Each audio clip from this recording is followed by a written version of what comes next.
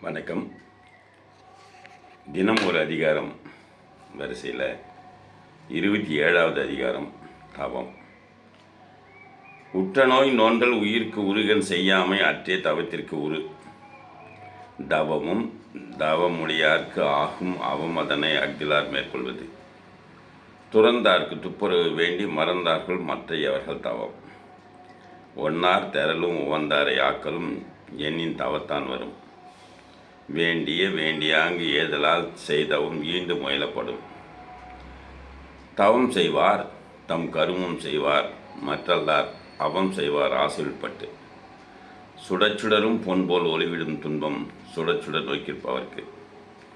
தன்னுயிர் தானறப் பெற்றானை ஏனைய மண்ணுயிர் எல்லாம் தொழும்.